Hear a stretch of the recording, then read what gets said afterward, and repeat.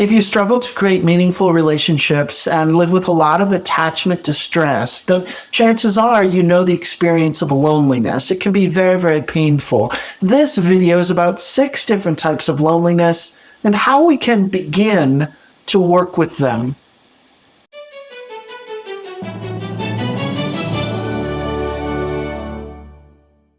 I'm Alan Robarge, an attachment-focused psychotherapist and a relationship educator. And I like to talk about how to heal attachment injuries and improve our relationships. And this particular video is part of a series that I call Work With Your Mind, ways that we really drop down into our own experience and we try to understand the layers and the nuance of our inner world or our mind. And one of the reoccurring experiences that all human beings have, to different degrees, to different levels of suffering, is this of loneliness. And very much loneliness shows up for a number of us who have a history of attachment injuries, attachment wounds, and attachment trauma. And that, in fact, vulnerability and intimacy in our interpersonal relating, our relationships with others, it's the vulnerability and the intimacy that actually creates distress. It really does mean that we feel an urgency, an anxiety, a desire to hide, a desire to withhold. Maybe even some of us dissociate. It's just the very nature of our history and relationship in the past is that they're not safe and we don't trust them. And for that reason, we've gone through periods in our life where we felt incredibly disconnected from others. And as a result, we felt incredibly disconnected from ourselves. And if you have experienced this, the overarching experience is kind of lonely. And I guess I'll take the word kind of out of it. I mean, it's lonely. And many of us assume, and this is true of our culture, we assume that there's just like one universal feeling or one universal understanding of a particular feeling state. So if I say sadness, say, well, I'm sad, we just very quickly assume like, well, okay, I understand exactly what you mean. Well, that's not true. We could say, there's 45 different types of sadness. There's a whole range. There's hot sadness and cold sadness and prickly sadness and righteous sadness and on and on and on. We just add these adjectives. So the reason why I'm sharing this is that loneliness, we might use the word loneliness, but in fact, the loneliness I'm talking about might not be the loneliness that you're understanding, that I'm communicating, and or that you experience. So if you were talking and sharing about your loneliness, it might be totally different from mine.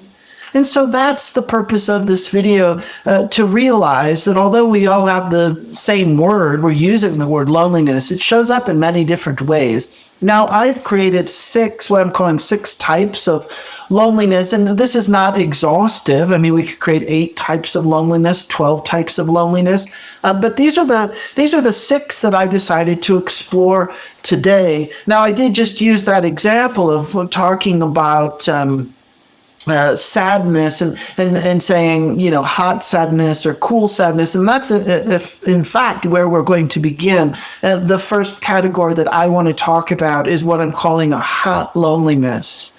And this is the kind of loneliness that really drives us. It feels like a kind of addiction, that there's this compulsion that we need something outside of ourselves. It's the experience of living outside of ourselves. And we are almost a puppet. We need relief. It's a kind of loneliness that's very animated. It's a kind of loneliness that we're grasping. It's a kind of loneliness aligned with a desire that we need something. We need to get something. We desire more. And even when we get it, we even want more of that.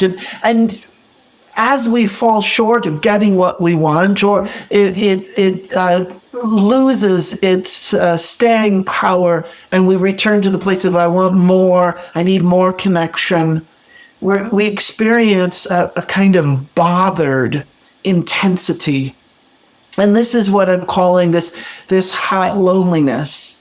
Many clients come to me, and their early stages of being in therapy is that they are driven by this compulsion. It's that the thing that they think that they want or they need, be it another person, be a certain kind of relationship, something that they're striving externally outside of themselves to get, and that they will be happy once they get this thing.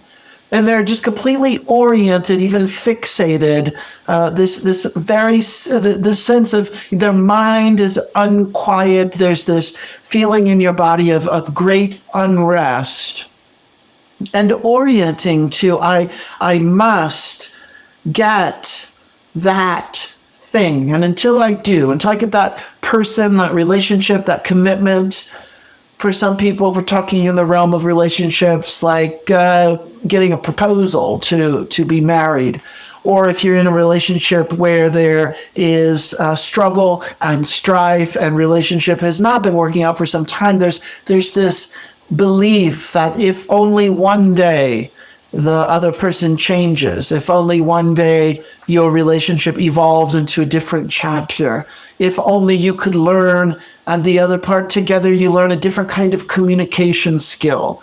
But until then, you are very much unsettled. And it's this word hot, this hot loneliness.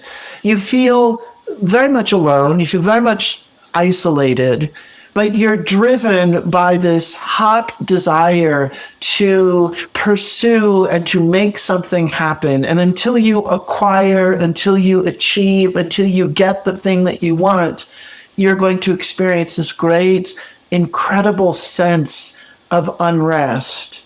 Now, I used the example I was referenced when clients come to see me.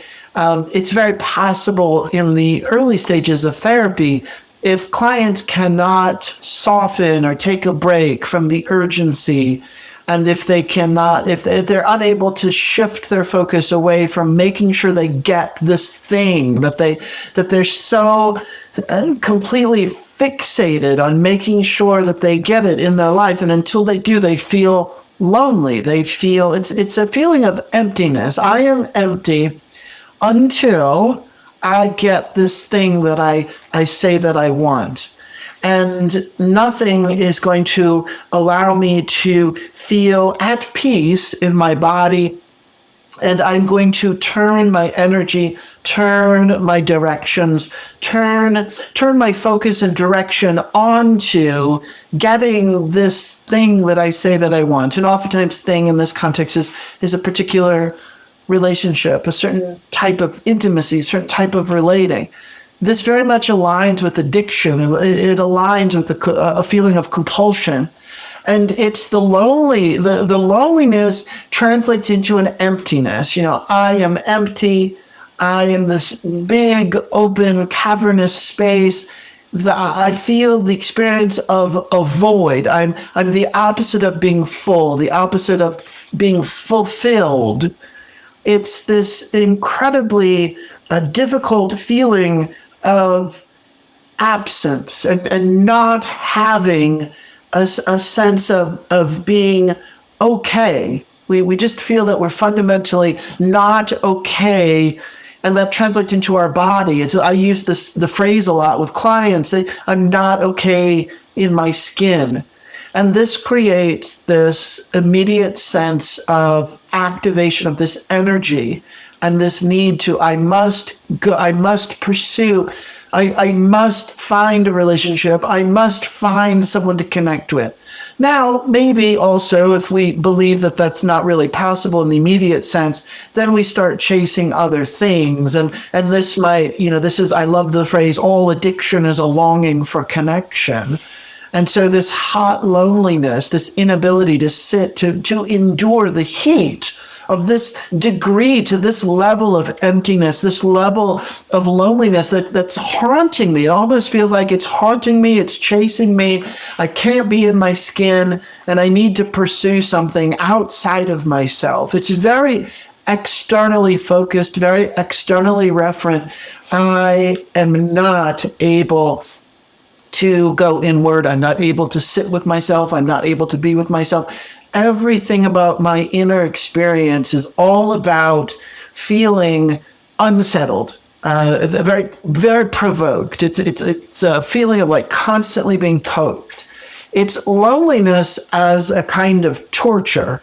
It's loneliness as this great unrest, and I struggle to just be okay with the present moment, with who I am, with where life is at. I really struggle to be okay with what is being offered. That's also the challenge with this type of loneliness, is that if we don't get the thing that we say that we want, the type of relationship that we say that we want, then we like really push away, we downplay, we degrade the things that we do have. Relationships that we do have. We might have other family members in our life and we ignore them. We might have other ways to get relational nourishment in our life, such as friends or coworkers or neighbors, or just belonging to community. And we completely dismiss those. We very quickly dismiss those because no, that's not the kind of connection, relationship, emotional vulnerability and intimacy that we're seeking. We want a certain type of relationship. Usually it translates into romantic partner relationship. Or it could also translate into a type of relationship with a family member that has chronically been a struggle, where you want to create repair and repair isn't possible. Repair is not going to happen. And so you live with this ongoing loneliness that really provokes you, really shakes you up. There's a famous poem by Mary Oliver. Perhaps you know it. It's called "The Journey," and which I know that titles it sounds a bit cliche, but anyway, in the journey, there's the phrase, "Mend my life," each voice cried. There's this line in that says, "Mend my life, mend my life," and sometimes this loneliness, this very hot loneliness, this provocative loneliness that we cannot make peace with, and that's really constantly poking us. It's driving us. Almost it's saying, mend your life, get it together, get the thing you want, find the relationship, find the partner, repair the marriage you're in. And until you do, you are not going to be satisfied. You are not going to feel at peace, at home, or a sense of belonging. You're going to feel hot. You're going to feel on fire. Your mind is going to be agitated. Now, something that I like to work with here in all of the video here is about the 6 different types of loneliness. And if we're talking about hot loneliness, this idea that everything is externally referent outside of ourselves, one way to work with this, so what we start to do, and this is going to be very, very hard, and I like to use the word an antidote, the antidote to hot loneliness. And this is going to sound counterintuitive. It's going to also sound a bit obvious. And it's also going to sound like the thing that we absolutely we do not want. And that's about embrace. And I know that's going to alienate a number of people and be really, really hard to even understand. What the heck does that mean? Embrace emptiness. So if I'm working with clients and clients say like they're having a really hard time and struggling, I say, what do you notice in your body right now? What's happening right now? What do you feel? And they say, well, I feel this emptiness. And they say it like it's torture. And they say it like there's an assumption, like we cannot feel this. We cannot feel this kind of empty feeling. And that's exactly what I will suggest and say, oh, good, which means I, slightly make a joke out of it to try to bring some levity and say, oh, good, your emptiness is here. Let's be empty together, which oftentimes is a bit confusing. And initially with clients, there's this pushback and this challenge of, why would we want to do that? It's this hot loneliness is telling me to avoid this type of feeling. and to keep seeking, to keep grasping, to keep desiring. It's hot, it's hot, it's hot. Move toward, find the thing, scavenge for it, constantly look. Be on a treadmill, constantly spinning, searching, searching, hunting, hunting for the thing that's going to make us feel better and okay. And usually that thing is outside of ourselves, and usually that thing is a relationship. And so when we realize this isn't working and you've been tortured and living in a suffering of this hot loneliness for years and years and years, and at some point we say, what if we just took a break? What if we stop? What if we just get consumed in the fire, we get hot, and we start to accept, we start to feel, we start to experience, we start to, what about the word taste, which I know is a bizarre word here, but we're so quick to pop out of the hot loneliness. We don't quite know its texture and its flavor and its layers and its intensity. All we know is that we want to avoid it at all cost. So, this is the part, again, repeating, saying, well, isn't this a little obvious and a kind of, simplistic invitation here? Say, well, what if we took a break? What if we stopped pursuing something outside of ourselves and we start practicing being on fire with this type of loneliness? And we start to observe, we start to notice, as horrible as it is, as painful as it is, it actually doesn't kill us. It actually doesn't make us lose our mind. And we also realize that we cannot hang out there very long. We might hang out there for 2 minutes, for 5 minutes, for 5 hours. Maybe, as you start practicing, you might notice 5 days. But then at some point you pop out of it and you're right back in chasing this external thing that you cannot handle. It's almost like, I don't know if I used this word earlier, it's like you're a puppet. We sort of lose our mind and we get under the spell of this hot loneliness, and it very much animates us. And it means that we're just not able to feel the intensity of this loneliness. So an antidote is to start noticing the ache of wanting without getting what you want. And it's separating out the desire, it's separating out the grasping from the thing that you're grasping for. And we can actually start to compartmentalize that and put that into different categories and say, yes, there's the object, there's the person, there's the thing, there's the feeling state, there's the type of relationship I say that I want, that will make my life better, that will release me from loneliness, that will bring me happiness, and say, okay, well, I'm going to put that on hold, the thing, the object. And I'm going to look at, well, what's leading up to, what are the other aspects of mind or the experience, even regardless if I do or don't get the thing that I say that I want. And for many of us, what that is this ache, this great desire to want something so much that you're wounded by the thing that you want. Ouch. To want a certain type of relationship, a certain type of love, a certain partner, a lifestyle that what having a partner affords you. The holidays, the shared experience of daily routine, the relying on someone, a good friend of mine, she often talks about, I want to be in a relationship because I want to experience being someone's priority. I want someone to prioritize me every so often. And then she says, and I'll prioritize them too. So in this example, let's say we're not going to get the person who prioritizes us because in this moment it's not here, or it's falling short, or we get it and then it goes away and then we want it again.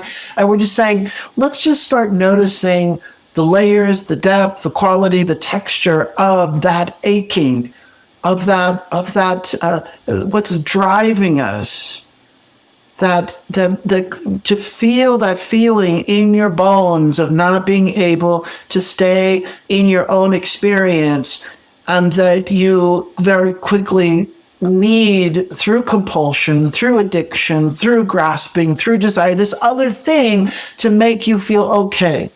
And what we're saying is like, well, let's just take a break from that and let's just not be okay. Let's be on fire. Now, I can remember I've done this a number of times throughout my life, but I actually in this moment can remember the very early period of time when I was doing this. And I could not, I remember I was living in Chicago. I was in my apartment in Chicago, and it really felt like I was going to combust, like I was gonna burst into flame, because I can remember sitting there. And for me, it was in the context of a meditation of like sitting on mat and cushion and trying to work with my mind. And I'm feeling this profound compulsion and great unrest in my own skin.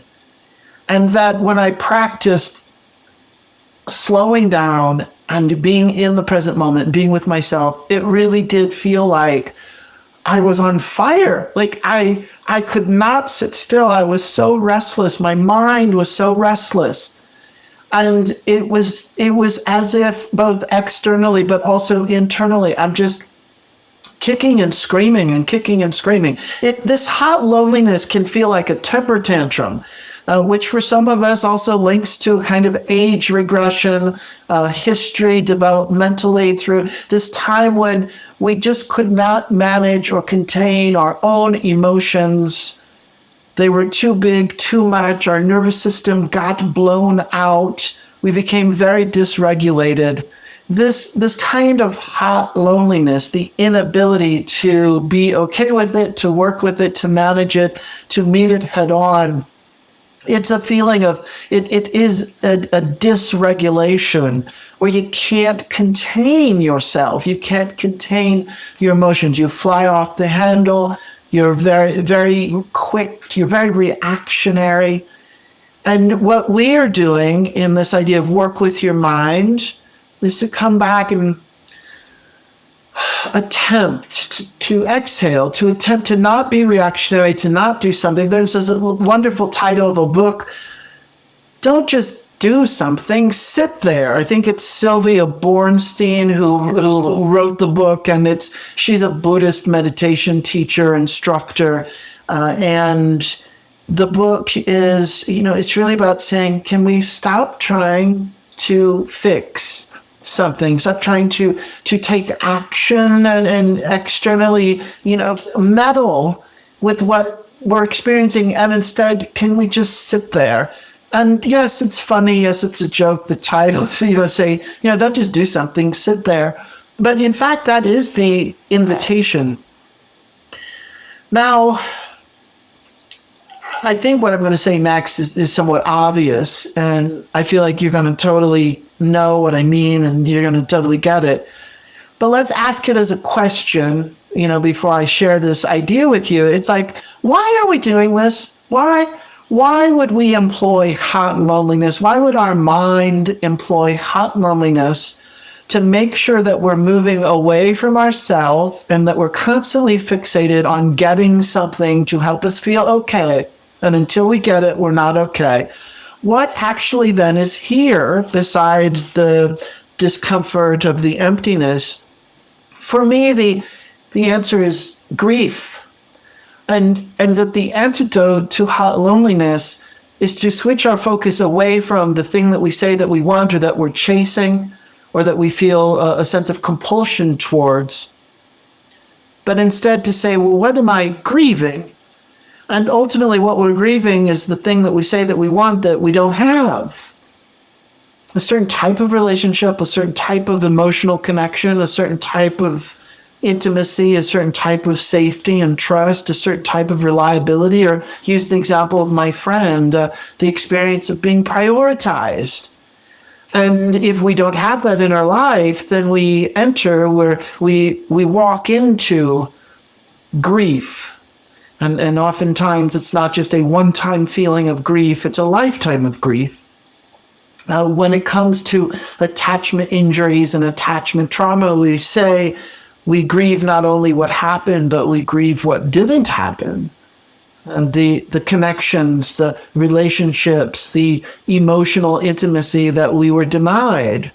And we're still living with that. And our inability to manage the intensity of that grief translates into a reactionary response to make sure that we do not feel alone in this place, alone with our grief. We will feel we are consumed in a loneliness that's linked to this grief. And therefore, we immediately experience this kind of hot loneliness that tells us, no, I cannot accept the crushing grief, the crushing intensity of this kind of loss. And hot loneliness is very much linked to, I will get it. I am determined. I will get it. I will constantly keep pursuing and seeking it out and going towards it. And as that's happening, I'm continually moving away from myself.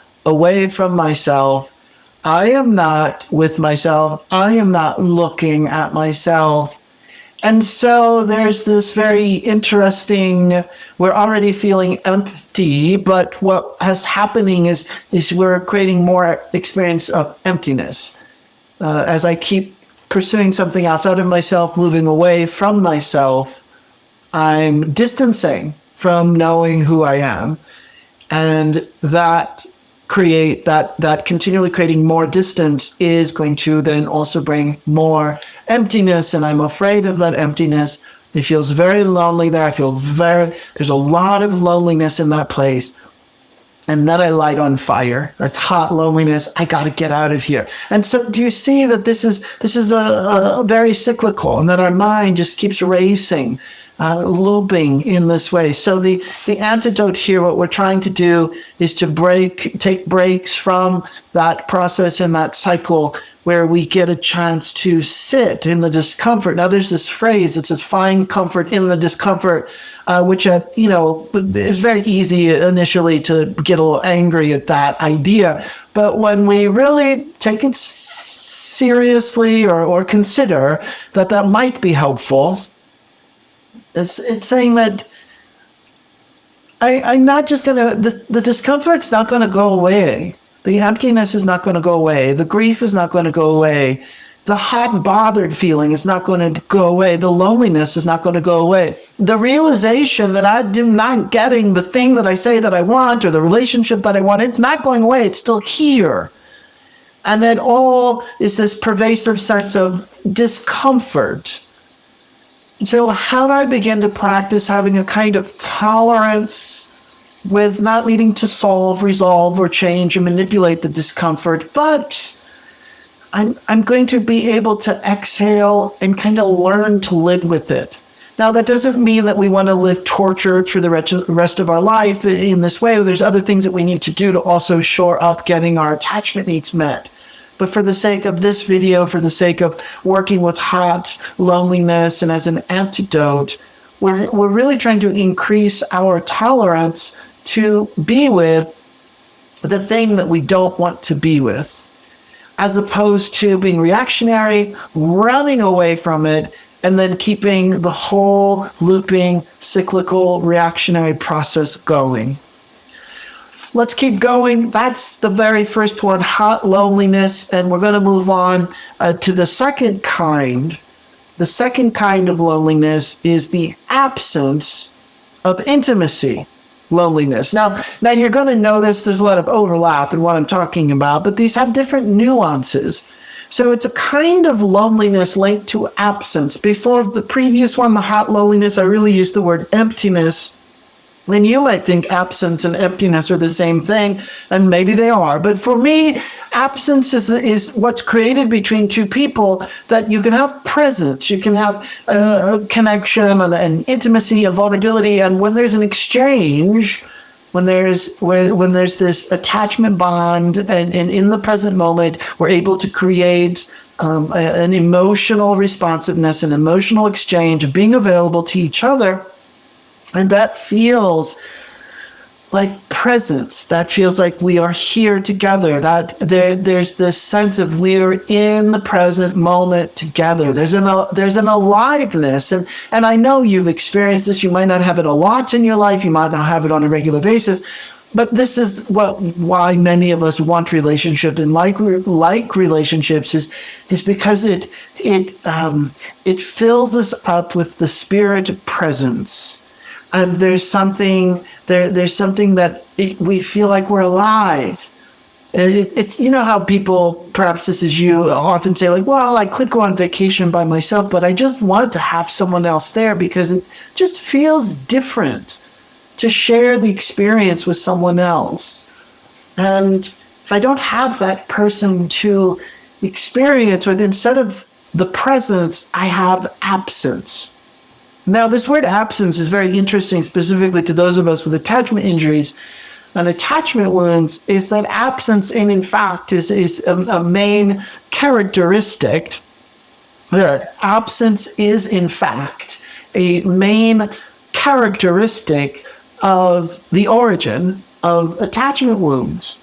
And that there was some interruption historically, be it in your family with primary care givers, with parents, or it could be in adult relationships, but there's this disconnect in the bond. There's a disconnect in the availability. The relationship is not reliable. It's intermittent. It's gets cut off. There's these gaps of disconnect. And when you experience the disconnect, it's the internal experience of an absence. The other person is absent. The love is absent. The caring is absent. The presence is absent. And then what is absent is intimacy, is a closeness, which includes for me a vulnerability. And what happens in this kind of when we the absence of intimacy that's informing a loneliness, that the type of loneliness is this absence of intimacy, it makes us hard. It makes us guarded. It makes us we develop a crusty shell. We withhold. We are hiding. When there's this absence of intimacy showing up as a loneliness, a form of loneliness, we keep ourselves removed from life. There's this great disconnect. It's almost like we get lost in the absence, or we commit ourselves to being imprisoned in the absence. There's a very much of a lost, abandoned feeling, which that word abandoned, to be abandoned, abandonment, really makes sense here because the origin for many of us of how we discover the absence of intimacy was where we were emotionally neglected, emotionally abandoned, or abandoned in other ways. Now, something I find really fascinating and important to acknowledge is that we can have an abandonment wound without ever actually having been abandoned. And what I mean by this is that some of us lived on the edge of fear, the fear of our attachment needs going unmet, or we had minimal level of we call crumbs of relating, or crumbs of attention. And so we were always fearful of there's just not going to be enough to go around. It's not going to sustain itself. And so even if you weren't really outright abandoned, even if you weren't completely emotionally abandoned, this dynamic, the fear of abandonment can lodge itself in our mind, in our nervous system, and our attachment system as an abandonment wound. Whether it actually came to fruition or not, it's the depth of that fear was so dysregulating and overwhelming to our nervous system, just to be frightened by the possibility of emotional abandonment. that it has lodged itself now and coded into our brain and our attachment system as we are a candidate to be abandoned again in the future. Thus, this fear, now we have this fear. And this absence of intimacy as a form of loneliness is this experience of complete isolation. It's very, very painful. It's the experience of there's no place for me. I do not belong. And where before hot loneliness was, well, let's pop out of here and go hunting and searching for the place that I do belong, and that we must find a way to fill up what's empty. We must find a way to make sure that we don't stay isolated. The absence of intimacy, this loneliness, doesn't have that quality of that hot sense of needing to go fix it. And it's more of an implosion. This experience of I'm not going to get the connection that I want. And so some of us, we become very guarded. We don't really believe in relationship. We don't believe that we'll ever become someone's priority. We might incorporate other core beliefs about our sense of self, such as I'm unworthy, I'm unlovable, I'm not good enough. Or if someone does start to love me, they'll really discover who I am and they're going to leave me anyway.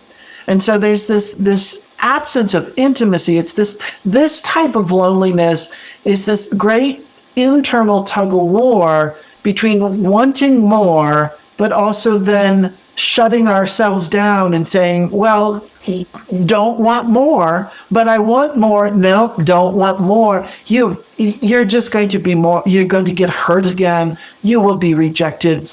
You'll be abandoned. You're not going to get the relationship that you want.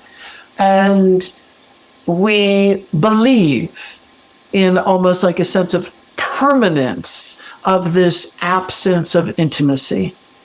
And when you believe in this permanence of absence of intimacy, that is incredibly lonely.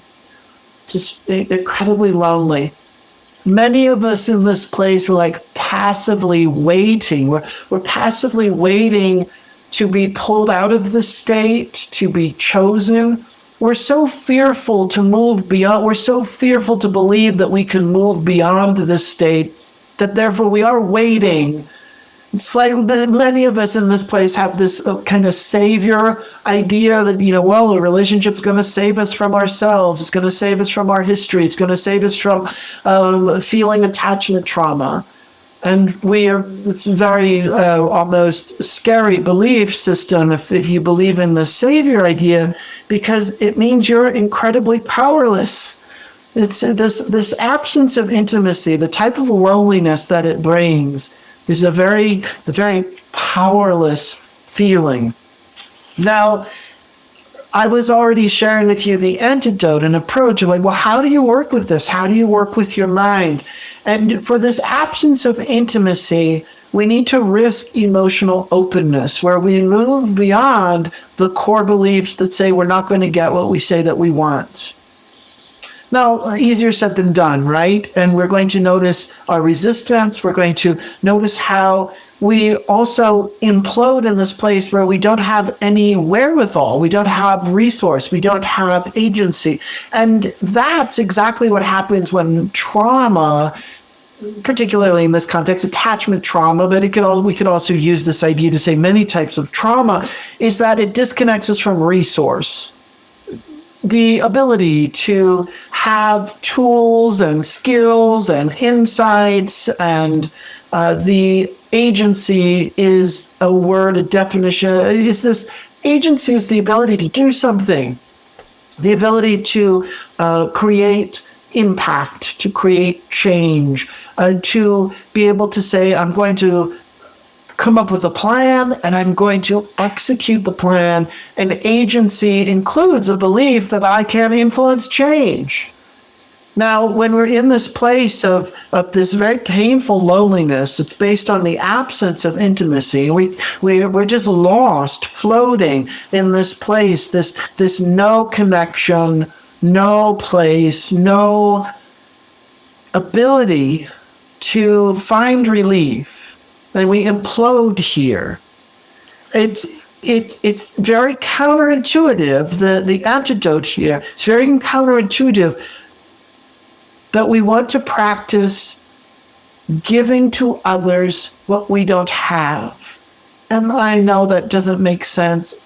We want to practice a greater sense of openness, even though we're feeling that we have nothing to give. Now, there's a very important caveat here, a very important asterisk.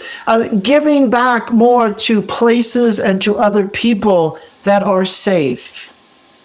That we're not going to give back to people who are unsafe or in situations that are not going to allow possibility. But we're trying to spark some sense of agency, changing the belief that I cannot do anything here and that I can begin to take some kind of action. And the experience that we're looking for is wholeheartedness. And wholeheartedness, if you hear that, like, what is the experience of living wholeheartedly? It's living life with a sense of zest and flavor, and allowing yourself to go up to the buffet of life and sample the different flavors, as opposed to keeping yourself hidden, keeping yourself removed, keeping yourself guarded, withholding your own experience from yourself, but instead saying, I invite playfulness, I invite adventure, I invite creativity. And with all of those things, to move in the direction of play and adventure and creativity, I welcome filling myself up. I'm in this place of absence, and I need to fill it up with something, because it's not getting filled up with relationship and vulnerability and intimacy and emotional connection with others in the way that I say that I want, I need, and or have been denied or wounded by in the past. So in the meantime, what are these other things I can do, other relationships, other experiences that will at least court, that will invite being nourished? And when we're nourished, we begin to feel a greater sense of wholeheartedness. This also means expand beyond the fixation of a partner relationship or romantic relationship. Many of us are wounded in this place, and we are stuck in this absence of intimacy as a form of loneliness, because we're just focused on either needing to repair a kind of romantic partner relationship with a particular person, and until we get that one person to be in a relationship with us, then we have no power, we have no agency, we are completely living with this sense of being shut down, and there's this pervasive sense of isolation in our life. And we have to be able to look at that and say, well, sure, maybe we think that kind of relationship is important, but you realize there's a whole bunch of other kind of relationships in this world that will also bring us nourishment and connection, and will be the opposite of absence, but will actually give us an immediate sense of presence, of being present, a present moment exchange. And so we have to be willing to expand beyond the fixation of a very particular type of relationship, be it romantic partner relationship. Now, this is where there's crossover in what I was just talking about, this hot loneliness. The fixation translates, then it becomes hot, and we're fixated on let's go out and get it. And in that context, we have agency, but it's a very kind of compulsive, addictive agency of needing to pursue and satisfy the hot loneliness to get the thing that we say that we want, because we cannot manage the intensity of the grief and the emptiness. There's a little bit of review of what we just went through. And then now talking about this absence of intimacy as a form of loneliness, that we need to be willing to move beyond absence and staying stuck here. And how do we start to think about, well, what other things in our world, in our life, When other relationships begin to bring a sense of meaning and connection and emotional openness.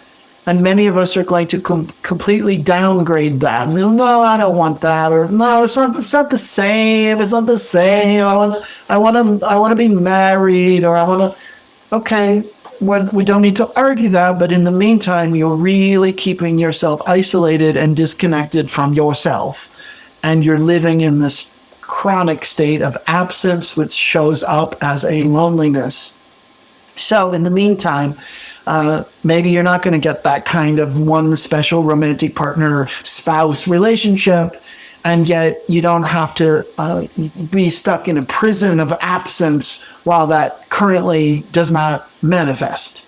And your life is not less than if it doesn't manifest in the way that you say that you want it. Let's move on to number 3. It's a kind of loneliness that I'm calling rigid view loneliness.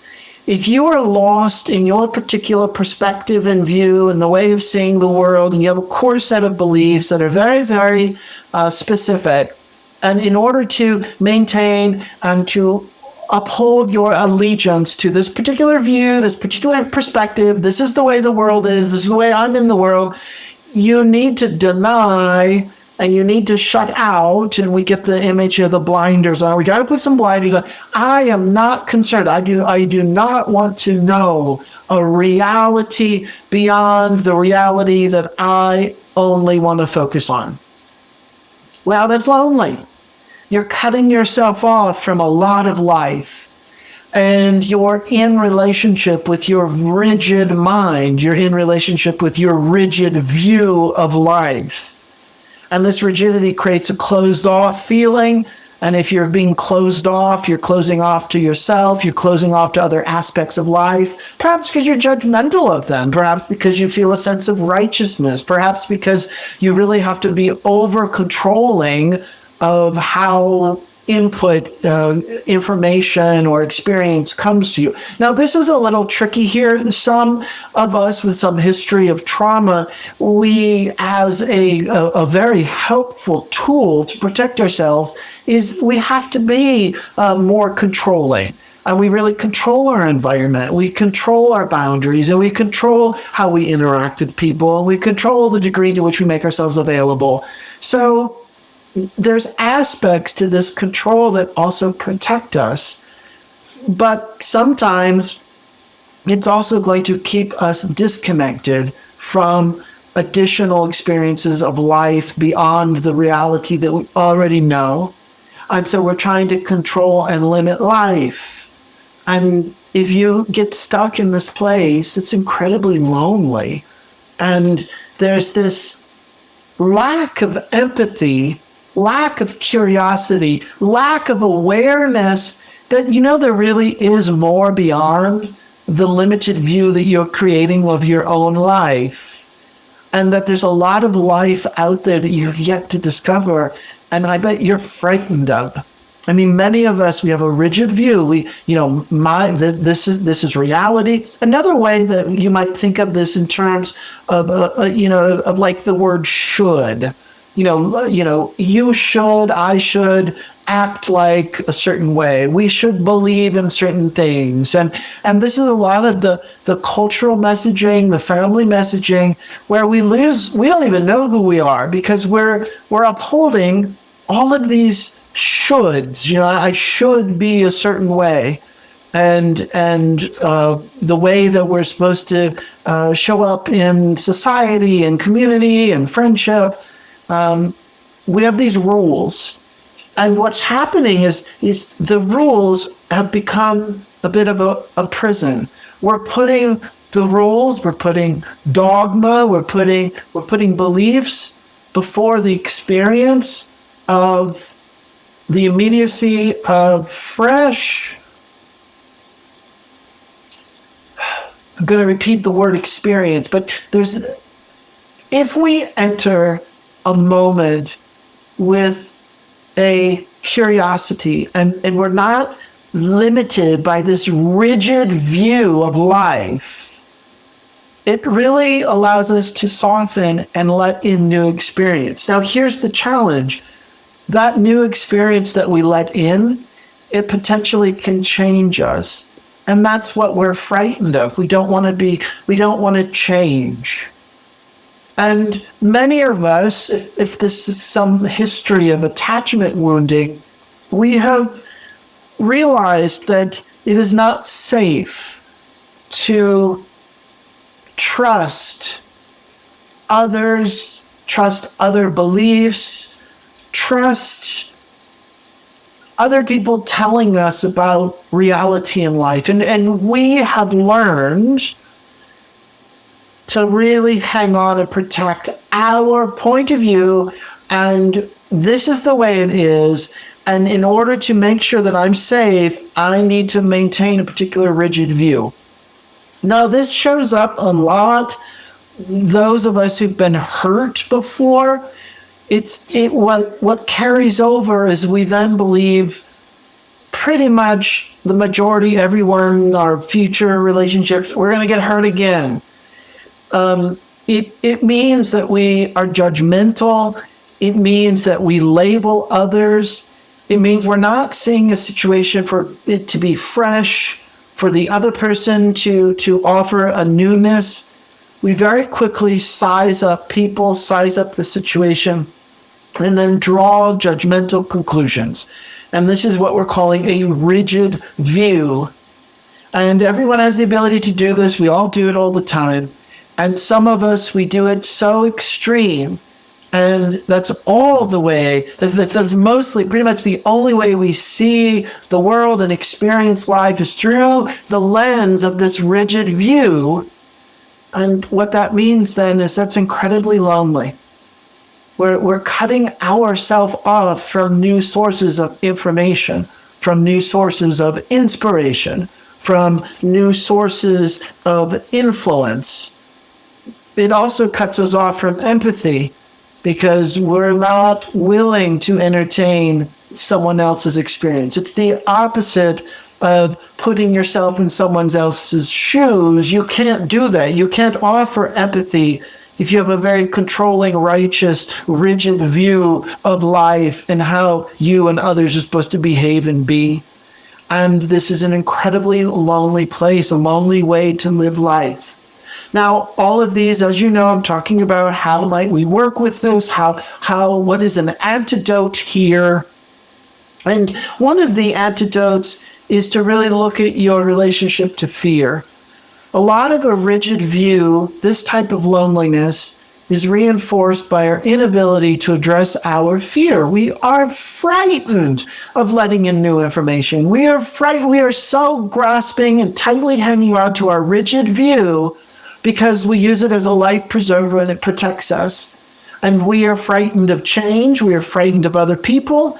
It's as if we're saying, well, if you were less rigid, if you were a bit more open, you might start to challenge whether or not the sky is blue. And you might meet some other people in this world who says, guess what? The sky isn't blue. The sky is also purple sometimes. And you might notice at a particular time of day, the sky gets this kind of orange-red, the orange-red sunset kind of coloring.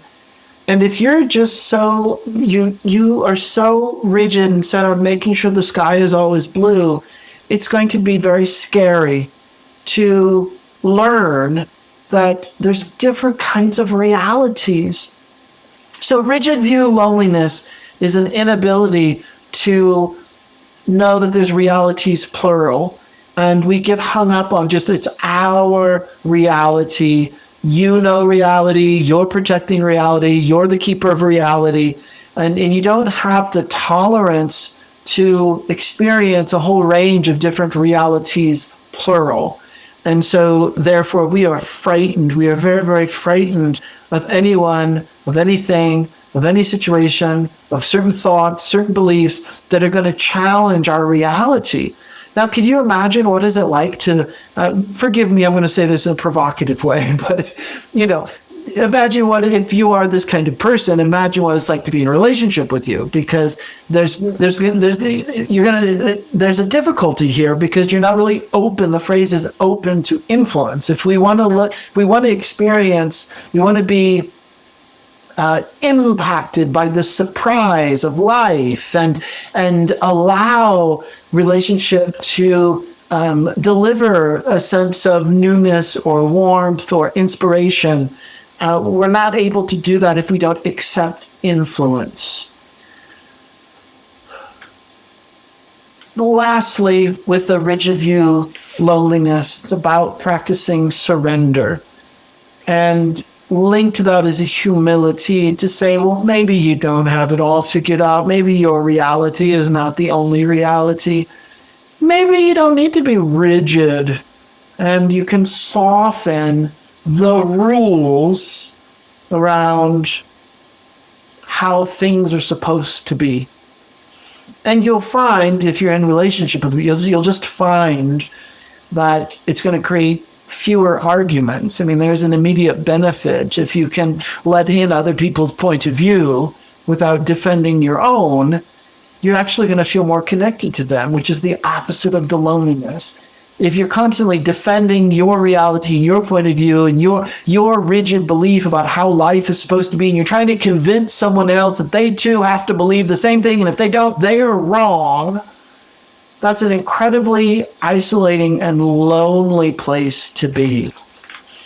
Let's keep going. The next one, number 4, is what I call liminal loneliness. And this is actually one of my favorite because it's universal.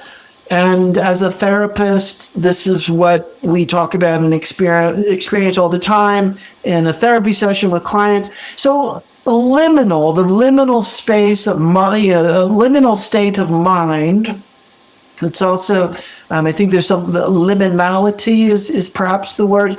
It's the experience of between states of being and moving of a transition of a previous stage, perhaps a developmental stage, and you're entering a new, more mature place of being. You're evolving, you're growing, you're maturing, but you're not quite there yet. It's often explained to you have one foot in the past and one foot in the present, one foot in the old self and one foot in the new self.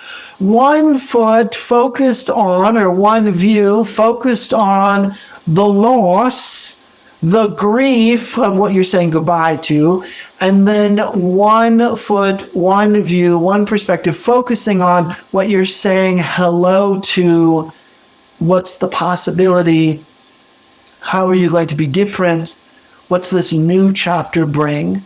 So the experience of the liminal is very much saying goodbye to old self, hello to new self, but I haven't quite fully said goodbye to old self, and I'm fully not living life as the new self. I'm in this in-between state.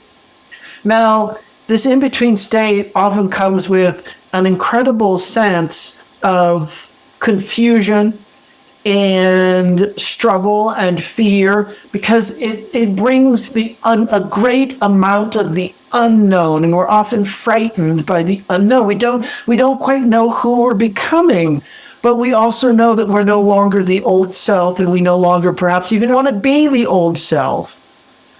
And so there's this groundless feeling. I've often talked about this as you're a trapeze artist. You're flying on the trapeze. Life is you're flying through the sky, and you have one hand on the trapeze, and then you have another trapeze bar flying towards you. And your job, as a trapeze artist, the bar is flying towards you. You need to transition. You're going to release, you're going to reach one hand, grab the other bar. I don't know how this works. I've never been on a trapeze. I'm making this up. But this idea, you unrelease, and then you're grabbing onto the other bar. Well, imagine it's happening so quickly. You're flying through the air. You're a trapeze artist. You're flying through the air. And just imagine we get a video of you in this transition state of releasing the bar that you're holding on to, and you're attempting to grab the new one as it's coming towards you. And we get a photo of you suspended in the air of just in that transitional space. That's the liminal. That's what we're talking about. And if many people, like if you get a divorce or relationship ends and you're saying goodbye to that life and you still have no idea what the next new chapter is going to be, and you still find yourself grieving the old life, you still find yourself needing to stay connected to your past partner, your spouse, or whoever it is. And at the same time, you're also practicing moving away from that life. And there's this incredible sense of unknown.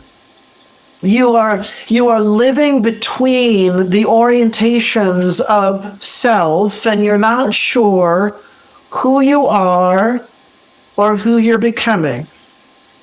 So when you're in this place, when you're in the liminal, it is highly, highly personal. It is highly, highly private. It is this incredibly internal, contemplative experience of self-reflection where you're constantly saying, I do not know who I am. Who am I becoming? Who am I saying goodbye to? What parts of the old self do I want to retain and am I bringing into this new life? What am I letting go of forever? And it's very lonely. This place of transition, the liminal, is incredibly lonely. It's transformation, the very act, the incredible, the alchemy, the mystery, how transformation and how change takes place and transforms you. Think in terms of a caterpillar in the cocoon. The caterpillar is in a cocoon by itself.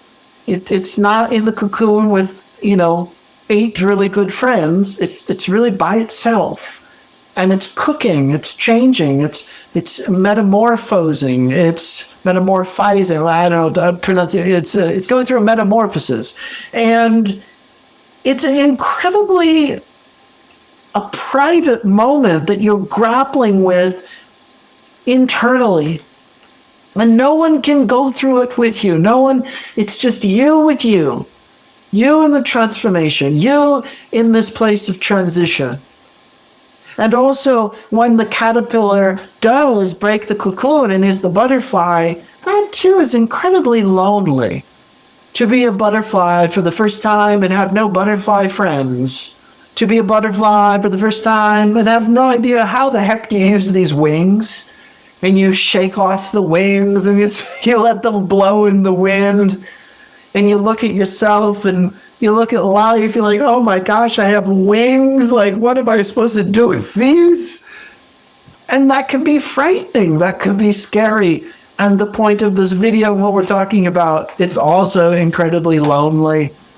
It's also very lonely because we leave behind the old life and we leave behind those that we'd love to bring with and we can't.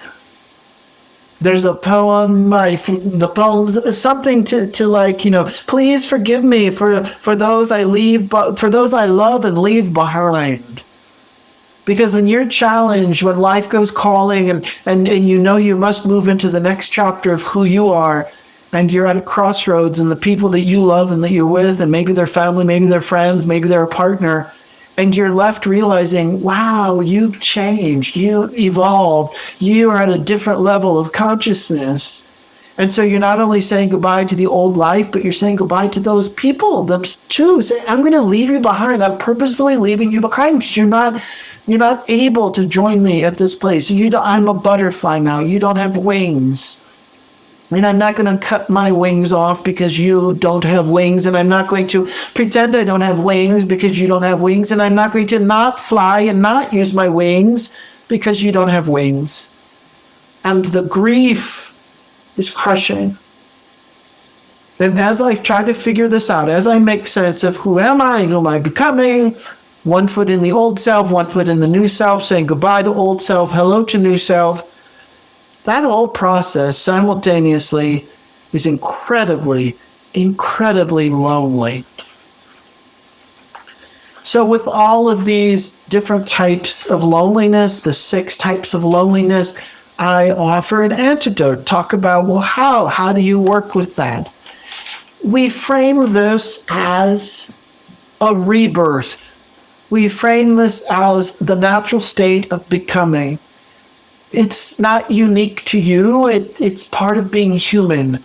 That change is inevitable, impermanence is inevitable, and we're constantly invited to grow and to discover something new about ourselves and about life and about the world around us.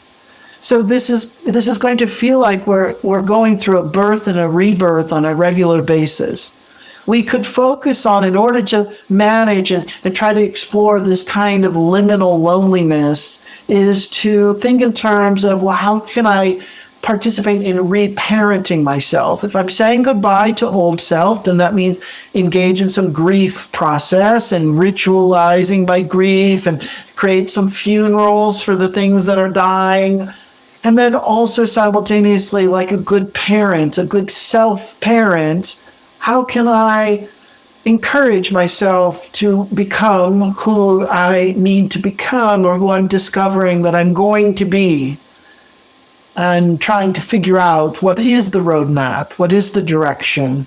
And there's a kind of increased encouragement. A good parent offers encouragement. You can do this. You can create this new life. You can say goodbye to the old. You can grieve the things that you're going to miss. And in the form of encouragement, you can trust that the next chapter is waiting for you. And you can trust, you can start using these butterfly wings. And you can trust that whoever you left behind, they also are on their own path, their own process, their own life. And they too, one day, will discover their own butterfly wings or not. It's not yours. It's not up to you to monitor that as we move into our new life. This is about also the liminal is a huge, I said this on the last thing I was talking about, this idea of like surrender. There's a humility, and we're letting go of achievement. We're letting go of the identity politics of being somebody. So when you come out of the cocoon, when you're the butterfly and you're trying to figure out, you don't need to be the best butterfly. You don't need to immediately show off and achieve something. The liminal space is not about being better or bigger or more or successful or stronger. You know, people like the word strong. You know, I'm going to be strong. You don't have to be strong. Be weak. I mean, there's a beauty and there's a great skill in conscious weakness. I mean, there's an incredible power in being able to know when it's time to be weak. So it's, you know, what I'm trying to point out is that when we are in the state of the liminal loneliness, we do not need to force trying to be something that we're not. You don't need to strive towards some form of performance-based esteem or some form of accolade or an award or achieving anything. The butterfly doesn't need to achieve anything. It's already achieved. It's already itself. Be your butterfly nature. You don't have to prove, that you're you don't have to prove that you're going to one day be a better butterfly. You are who you are. You already got the job. It's this is you. You are you. No one else can be you. It's just you. And this experience of being in the liminal, it comes with a kind of practice acceptance. Practice accepting who you are. When we are in the liminal, this is the last point to make here, it's going to feel like we are a nobody.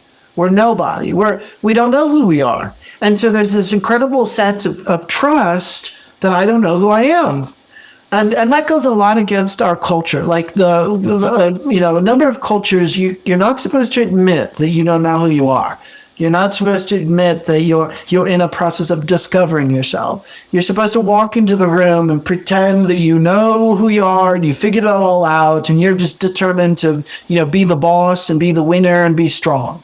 When we're in the liminal, it doesn't work like that. We're in this great expanse of groundless unknown, and it's okay that we don't know who we are. Let's keep going. That's liminal loneliness. We have 2 more to go. The next one is distracted, busy, speedy loneliness. And as I said before, there's some overlap here. But if we're distracted, busy, going. My mind is speedy. If I'm so animated and constantly operating at this intense speed, and I'm multitasking and running here and doing this errand and gotta send this email and gotta make this phone call and gotta go meet this friend for dinner, gotta exercise, gotta brush my teeth, gotta do the dishes, and it just never stops. And if we're able, just in this moment, we step back just a little bit and we look at the distracted, busy, speedy, busy mind. We say, wow, that is so lonely. I never stop to be with me. I never stop to have a reflective, contemplative moment. I never stop to ask myself, how am I doing? I never pay attention to how depleted my body is and my energy. And I'm just overly committed. I'm completely committed to go, keep going, try harder, keep going. Let's go out this weekend. Let's get those tickets. Let's call that friend. Let's volunteer for this. It's like the doing too much. And sometimes we do too much because we're overachievers. Sometimes we do too much because we're trying to get in favor of other people. In the approach of like codependency, you're really taking care of other people. You're not even taking care of yourself, and you're keeping yourself busy. Keep working. Don't sit down. Don't stop. Keep going. Now it's time to do the dishes. Now it's time to do the laundry. Now it's time to take out the trash. Now it's time to wash the car. Now it's time to drive and get groceries again. Man, exhausting. It's so exhausting. And in the meantime, you are so incredibly lonely because you don't get any rest. You don't get any breaks. You don't get any spaciousness. Any spaciousness between the busy, doing, speedy mind. And so you're unable to be in relationship with yourself because you're not here. You're not here. You're always going. You're always running around. Other people might experience you in the same way that, you're not here. They don't know you. And it's very lonely because you keep yourself disconnected from yourself. You keep yourself disconnected from others. No one can reach you because you're overly focused on making sure you stay speedy. Many of us do this because we do not want to feel our feelings. We will stay busy in order to be numb. We will stay busy to cut ourselves off from our inner world. We will stay busy, to make sure that we have no depth. I mean, it's possible that we think life is really kind of lackluster and simple, and we might live on the surface. We're not very inquisitive, and we're just focusing on stay busy. And if you do this enough, it's lonely. It's incredibly lonely to be busy all the time, to have speedy mind, to be distracted in this way. You're cutting yourself off from yourself, and you're simultaneously cutting yourself off from others being able to reach you and to be in relationship with you. The way we're going to work with this, the how, the ability, what's the antidote here? And this one might sound a bit obvious, but it's going to be very, very hard. And what this is slow down, exhale, check in with your body, take a break, learn to pause. I love that word, pause. Learn to pause. Quit keeping yourself going. Take a break from the treadmill. Now, just the thought of that, many of us who have this type of distracted, busy, speedy loneliness, we are frightened of getting off of this treadmill. We will feel very uncomfortable in our body And the way that we manage our own distress and our own nervousness and our own fear is just keep going, just keep going. And so it's an orientation shift in your mind to stop doing so much. And there's going to be a very strong part of you that you've trained yourself. There's a very strong part of your mind that's going to give you all the reasons why you can't slow down. And it's going to give you all the names of the people you're going to disappoint. And it's going to give you all of these reasons of how, well, then then everything's going to fall apart. And there's an aspect to that, which maybe that's true. And the idea is, well, how can you do it in an intelligent, creative, mindful way so that it only falls apart a little bit? And that you begin to realize that you are not living your life because you're so busy, because you're so distracted, because you're so speedy, and you're lost now in this world of loneliness. Before you know it, you're going to be of an age where your whole life has passed you by and you haven't been living. You've just been doing. There's this phrase, the difference between a human being and a human doing. A human being is able to be, is able to stop and experience what it means to be human. The human doing doesn't stop and is overly focused on making sure that we keep things going and stay speedy, stay distracted, stay busy. This means changing your priorities, and this means willing to let things be incomplete. This also means let things fall apart. It means give up. Quit trying so hard to hold it all together. It's okay that certain things can fall apart at certain times, and I'm perfectly aware that there's some things that just can't fall apart because of the reality of your responsibilities or life or things that we need to look out for our own care and well-being and safety. But this is the invitation here, that if you have this kind of loneliness, it's incredibly lonely to live in this state of constant chronic doing, that the invitation is to take a breath, take a step back, and do less. And at first it's going to be very, very, very hard. The last, this video is about the 6 different types of loneliness. The last kind of loneliness is about denying suffering, and it's a lack of compassion for others. So I'm calling it the lack of compassion loneliness, or the denying suffering loneliness. In order to protect ourselves from being crushed and overwhelmed by the realities of suffering, turn on the news, talk to your neighbor, think of your own losses in life, think of your family members who are struggling, think of either yourself or anyone who has a health concern. If we really just think in terms of global awareness and the economy and politics and climate change and the environment, it's incredibly overwhelming and scary. It's quite scary. Now, some of us can't handle this. We can't handle the realities that suffering is pervasive and that there's a lot of it. And the way that we handle it is we need to be not as caring as we would hope or that we want to be. We actually have to care less. We don't care for certain groups of people. We don't care about certain countries. We don't care about certain aspects of how the environment or climate change is impacting, certain species of animals.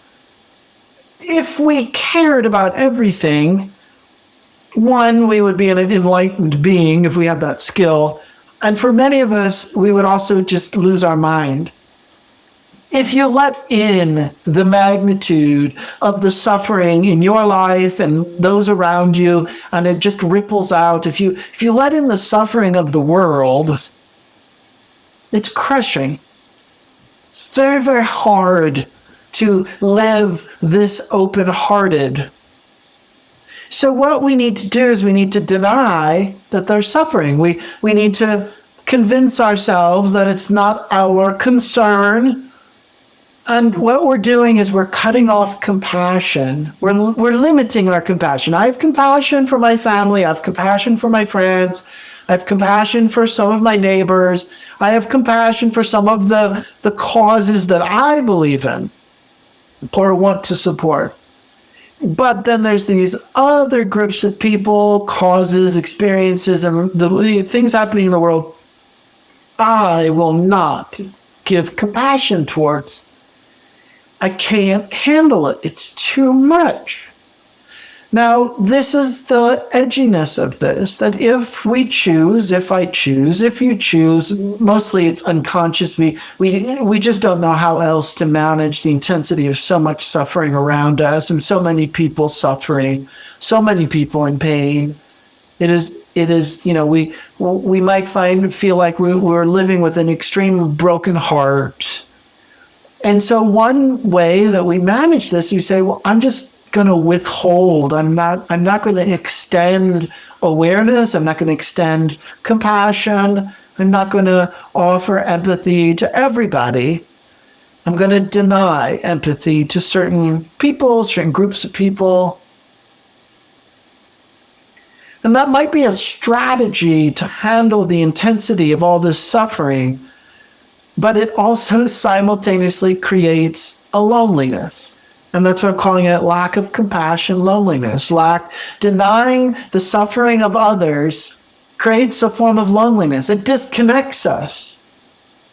And what we're doing when we shut out suffering, chances are we're simultaneously reinforcing, shutting out our own suffering, things that are really hard for us to manage. But if we shut it out, we cut ourselves off from the experience, and we are cutting ourselves off from ourselves. When you cut yourself off from yourself, you can't find yourself, you don't know who you are, you're perhaps dead inside, you're numb, you're so disconnected, you don't know who you are or what you feel anymore. You cannot extend compassion or empathy towards yourself. So this creates this pervasive kind of cultural loneliness for humanity. And it's beyond the personal. It's almost like we call it a transpersonal loneliness. And that it's all based upon making sure that we ignore, downplay, shut out, push away the things that we don't want to see, the things we don't want to feel, and the hurt, the suffering that we definitely don't want to do anything about. We don't like feeling helpless. We don't like feeling overwhelmed. So let's just close ourselves off to it. And then some of us say, I wonder why I just feel so lonely all the time. I wonder why I have this sense, this emptiness that just, it's this sense of like, I'm just so disconnected from humanity. Well, partially it's because we don't let in humanity's suffering, and we're denying compassion towards others and towards that suffering. Now, what perhaps is the antidote to this? How do we work with this? And this is the third time I'm saying it based upon those other antidotes that I've offered. This was going to sound a little simple. I wrote in big letters on my notes, feel, F-E-E-L apostrophe, feel, apostrophe. Not apostrophe, exclamation point, feel. It means feel. It's like allow yourself to be moved by humanity and by life, and to realize that suffering is an intersection to getting to know people. It actually bonds us. It normalizes the struggle and actually releases us from the isolation of how painful it is to feel alone. Compassion is a gateway to relationship. Empathy becomes a way of seeing. I see you through the lens of empathy. I know you through this empathy. I care about you because I have empathy. curiosity itself is a vehicle towards loving. So all of these are the opposite of the isolation created by loneliness. Compassion is a gateway to relationship. Empathy is a way of seeing. And curiosity is a vehicle for loving. What we do is in this process, we're really reviewing how we're guarded. Who do I shut out? Who do I ignore? Who do I just don't care about? And I have to question, why do I keep myself guarded from certain groups of people? Why do I walk into a room and I might smile at one person, but I just overlook another? What's going on for me that I make that choice, that I operate from certain judgments or biases? If I allow myself to see what's right in front of me. The process of this is that it also, it illuminates and it shows up where our energy is, where our limits are. There's certain types of suffering that we just clearly say, no, I can't do that. I can't go there. I can't. I don't have the wherewithal. I don't have the ability, the strength to look clearly, to see clearly that type of suffering. It's too much for me. And we might challenge ourselves with that, or we just accept it and say, but I can look at this other kind of suffering. I do know I have the capacity to work in this other area. So I think, again, unless you're on path to be an enlightened being, I more err on the side of saying, I think it's okay to have certain limitations when it comes to letting in the suffering of the world. But we simultaneously challenge ourselves to say, well, how can I still grow in this area? And am I fundamentally showing up with a sense of open-heartedness? Or am I going through life trying to make sure that I create these barriers, walls, and a sense of guardedness, and I shut other people out, and I deny compassion to other people who are suffering? And that's a very, very personal, internal conversation that you're going to have with yourself. And if I don't have that conversation, and if I don't practice, how do I want to continue to expand offering compassion and live from a place of open-heartedness? I'm going to feel very lonely. And that's why I'm calling it, the lack of compassion, loneliness. Let me real quick in closing, I'm going to just read the 6 different types of loneliness. We have hot loneliness. We have the absence of intimacy loneliness. We have rigid view loneliness. We have liminal loneliness. We have distracted, busy, speedy loneliness. And number 6 was deny, suffering, lack of compassion, loneliness. Thank you for listening. I hope that this was helpful. It's very, very in-depth, a lot of layers, and it all is under the big heading that I said earlier, work with your mind. Let's offer you compassion and realize this is not easy stuff, and this is a bit sophisticated, a lot of layers, complexity of being a human being is not easy. Having a mind and having consciousness, and we just think, some people say, well, I just want to love and be loved. And there's some obstacles and challenges to that. So be gentle with yourself.